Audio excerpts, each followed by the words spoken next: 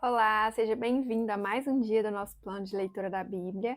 Hoje nós estamos no dia 91 e faremos a leitura dos capítulos 4, 5 e 6 do livro de 2 Samuel. Então vamos lá, capítulo 4. O assassinato de Isbosete. Ao saber que Abner havia morrido em Esbrom, Isbosete, filho de Saul, perdeu a coragem e todo Israel ficou alarmado. Ora, o filho de Saul tinha a seu serviço 2 líderes de grupos de ataque. Um deles chamava-se Baaná, o outro Recabe, ambos filhos de Rimom, de Berote, da tribo de Benjamim. A cidade de Beerote era considerada parte de Benjamim. O povo de Beerote fugiu para Gitaim e até hoje vive ali como estrangeiro. Abre parênteses. Jonatás, filho de Saul, tinha um filho aleijado dos pés. Ele tinha 5 anos de idade quando chegou a notícia de Jezreel de que Saul e Jonatás haviam morrido. Sua ama o apanhou e fugiu, mas na pressa ela o deixou cair, e ele ficou manco. Seu nome era Mefibosete. Fecha parênteses. Aconteceu então que Recabe e Baaná, filhos de Rimom, de Beerote, foram à casa de Isbosete na hora mais quente do dia, na hora do seu descanso do meio-dia. Os dois entraram na casa como se fossem buscar trigo. Traspassaram-lhe o estômago e depois fugiram. Eles haviam entrado na casa enquanto Isbosete estava deitado em seu quarto. Depois de o traspassar e matar, cortaram-lhe a cabeça. E, levando-a, viajaram toda a noite pela rota da Arabá. Levaram a cabeça de Isbosete a Davi em Hebrom e lhe disseram: Aqui está a cabeça de Isbosete, o filho de Saul, teu inimigo, que tentou tirar-te a vida. Hoje o Senhor vingou o nosso rei e senhor de Saul e de sua descendência. Davi respondeu a Recabe e Baaná, seu irmão, filhos de Rimom de Beerote: Juro pelo nome do Senhor que me tem livrado de todas as aflições. Quando um homem me disse que Saul estava morto, pensando que me trazia boa notícia, eu o agarrei e o matei em Ziclag, como recompensa pela notícia que trouxe. Muito agora que homens ímpios mataram um inocente em sua própria casa e em sua própria cama. Vou castigá-los e eliminá-los da face da terra, porque vocês fizeram correr o sangue dele. Então Davi deu a ordem a seus soldados e eles os mataram. Depois cortaram as mãos e os pés deles e penduraram os corpos juntos ao açude de Hebrom. Mas sepultaram a cabeça de Isbosete no túmulo de Abner, em Hebrom. Capítulo 5. Davi torna-se rei de Israel.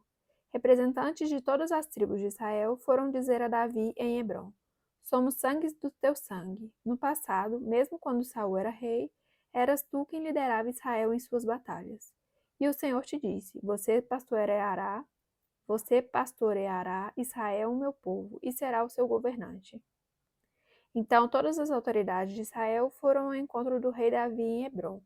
O rei fez um acordo com eles em Hebrom, perante o Senhor, e eles ungiram Davi, rei de Israel. Davi tinha 30 anos de idade quando começou a reinar e reinou durante 40 anos. Em Hebrom reinou sobre Judá 7 anos e meio, e em Jerusalém reinou sobre todo Israel e Judá 33 anos. A conquista de Jerusalém. O rei e seus soldados marcharam para Jerusalém para atacar os jebuseus que viviam lá. E os jebuseus disseram a Davi: Você não entrará aqui. Até os cegos e os aleijados podem se defender de você. Eles achavam que Davi não conseguiria entrar, mas Davi conquistou a fortaleza de Sião, que veio a ser a cidade de Davi. Naquele dia, disse Davi: Quem quiser vencer os jebuseus terá que utilizar a passagem de água para chegar àqueles cegos e aleijados inimigos de Davi. É por isso que dizem: os cegos e aleijados não entrarão no palácio. Davi passou a morar na fortaleza e chamou a cidade de Davi. Construiu defesas na parte interna da cidade, desde o Nilo, e ele se tornou cada vez mais poderoso, pois o Senhor, o Deus dos exércitos, estava com ele. Pouco depois, Hirão, rei de Tiró, enviou a Davi uma delegação que trouxe toras de cedro e também carpinteiros e pedreiros que construíram um palácio para Davi. Então Davi teve certeza de que o Senhor o confirmara como rei de Israel, que o seu reino estava prosperando por amor de Israel, o seu povo. Depois de mudar-se de Hebrom para Jerusalém, Davi tomou mais concubinas e esposas e gerou mais filhos e filhas. Estes são os nomes dos que lhe nasceram ali: Samua, Sobabe, Natã, Salomão, Ibar, Elisua, Nefeg, Jafiá, Elisama, Eliada e Elifelete. Davi derrota os filisteus. Ao saberem que Davi tinha sido ungido rei de Israel, os filisteus foram com todo o exército prendê-lo, mas Davi soube disso e foi para a fortaleza. Tendo os filisteus se espalhado pelo vale de Refraim, Davi perguntou ao Senhor: Devo atacar os filisteus?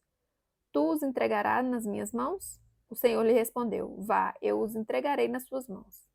Então Davi foi para Baal-Perazim e lá os derrotou, e disse: Assim como as águas de uma enchente causam destruição, pelas minhas mãos o Senhor destruiu os meus inimigos diante de mim.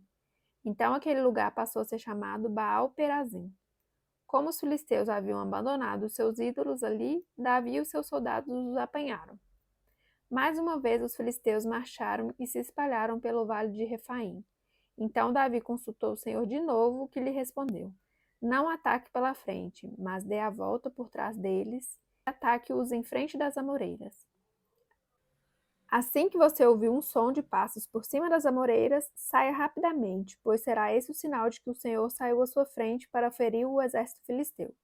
Davi fez como o Senhor lhe tinha ordenado e derrotou os filisteus por todo o caminho, desde Gibeon até Gezer. Capítulo 6. A arca é levada para Jerusalém. De novo Davi reuniu os melhores guerreiros de Israel, 30.000 ao todo. Ele e todos os que o acompanhavam partiram para Baalá, em Judá, para buscar a arca de Deus, a arca sobre a qual é invocado o nome do Senhor dos Exércitos, que tem o seu trono entre os querubins acima dela. Puseram a arca de Deus num carroção novo e a levaram da casa de Aminadab na colina. Uzá e Aió, filhos de Aminadab, conduziam um carroção com a arca de Deus. Aió andava na frente dela. Davi e todos os israelitas iam cantando e dançando perante o Senhor, ao som de todo tipo de instrumentos de pinho, harpas, liras, tamborins, chocalhos e cimbalos. Quando chegaram à eira de Nacon, Uzá esticou o braço e segurou a arca de Deus, porque os bois haviam tropeçado. A ira do Senhor acendeu-se contra Uzá por seu ato de irreverência. Por isso Deus o feriu, e ele morreu ali mesmo, ao lado da arca de Deus.